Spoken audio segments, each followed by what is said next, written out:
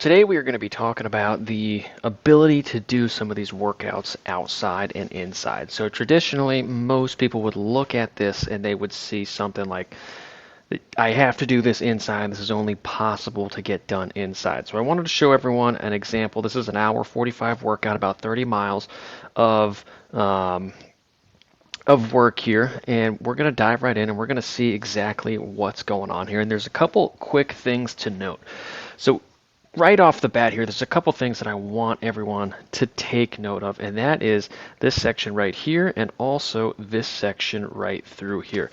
On this workout, we do have some ranges here, and you'll notice that the power profile here, these power targets, the purple lines, it's a little out of the zone. If we're being honest here, we had a range of 149 to 173, and you can see that as I keep going over here, we are pretty consistently above that 173 marker.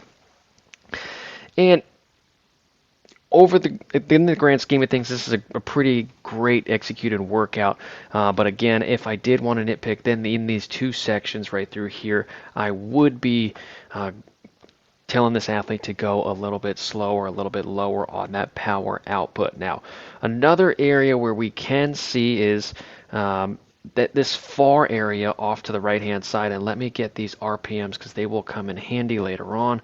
We're also going to zoom this so we can see it a little bit easier. So these are my 3 tempo sections, and you can see again I'm consistently on the higher side, but nothing too crazy here, so it's not totally a big deal. But if anyone saw on those on the earlier description that we had, the cadence target was 75 to 85, and you'll see here that I have a 95, 96, pretty much average across the board here, and even higher in some instances. And so this is a case where I'm just spinning it out, just didn't take the targets into consideration. But if you take a look at the whole workout and really view it overall, this is not a terrible execution of a workout. That's just me nitpicking.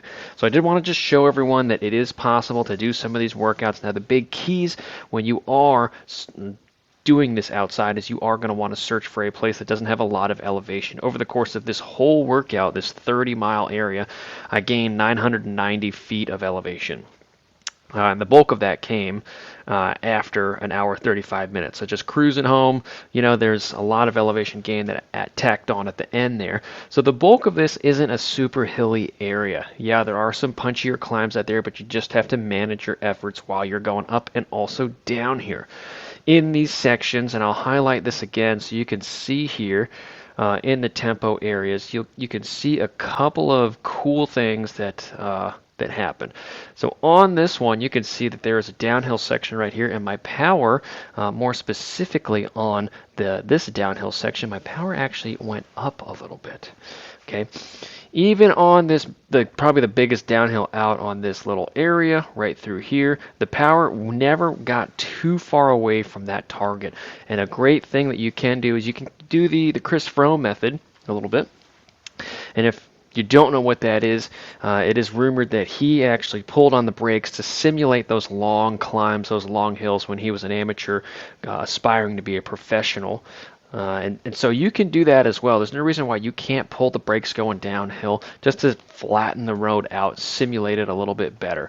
So when you are out there, make sure you're taking into account the environment that you're training on, and if you do have something like this planned, you're probably not going to want to go on a very, very hilly route because it's going to throw everything off. So choose your route very well, and also it definitely is possible to do these workouts outside, and it's not just an inside thing that we have to stay inside for no matter what to hit these targets. Be realistic with yourself, watch your power numbers, and a big last tip here is to download it onto your trackable device so you can know what your targets are.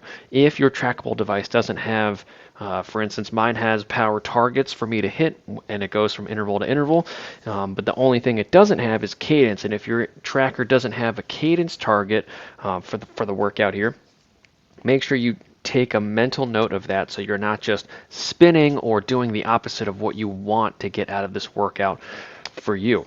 So that is a quick breakdown of everything, and you can see that these outdoor workouts are definitely doable outside as well as inside.